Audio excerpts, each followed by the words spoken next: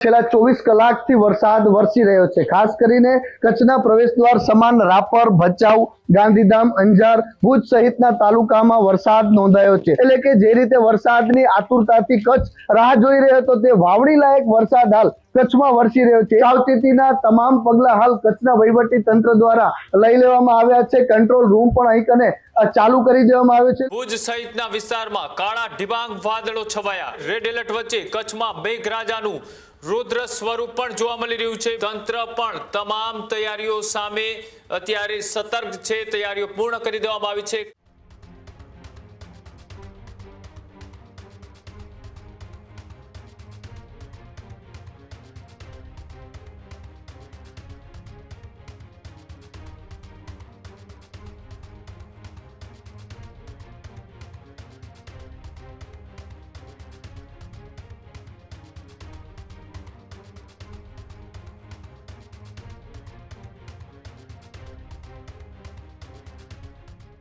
જે રીતના આજ વહેલી સવારથી જ કચ્છને છે તે રેડ એલર્ટ ઝોનમાં મૂકવામાં આવ્યો હતો। તે ભારે વરસાદની ત્યાં સંભાવના વ્યક્ત કરવામાં આવી હતી। ત્યારે રેડ એલર્ટ વચ્ચે અંધારપટ જેવી સ્થિતિ અત્યારે કચ્છમાં સર્જાય છે।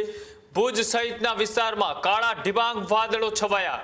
કચ્છમાં દિવસ દરમિયાન જ અંધારકાય વાતાવરણ છે તે જોવા મળી રહ્યું છે। રેડ એલર્ટ વચ્ચે કચ્છમાં મેઘરાજાનું रुद्र स्वरूप पण जोवा मळी रह्युं छे। भुजમાં કાળા વાદળોથી દિવસ દરમિયાન रात जेवो माहौल छे ते सर्जायो छे। कच्छमां भारे वरसादनी आगाही वच्चे आकाश अत्यारे घेराई रह्युं छे।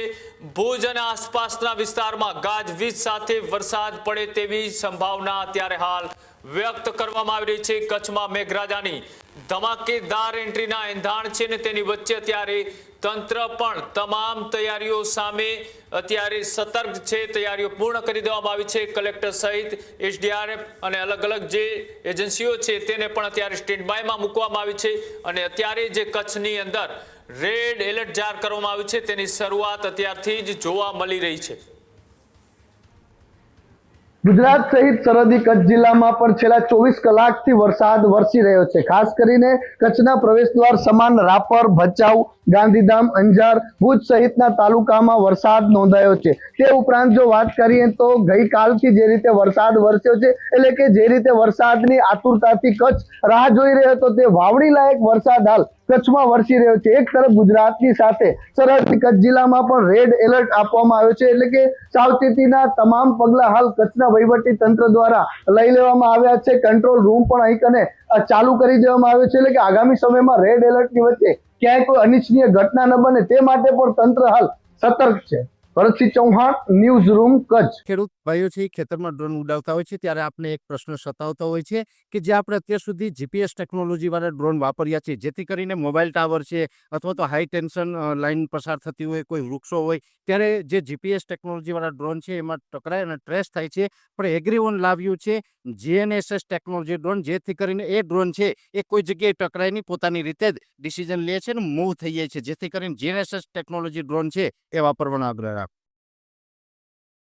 અત્યારે જ ન્યૂઝરૂમ ગુજરાતની યુટ્યુબ ચેનલને સબસ્ક્રાઇબ કરો અને ઇન્સ્ટાગ્રામ અને ફેસબુક પર ફોલો કરો। અપડેટ રહો, સત્યની સાથે રહો।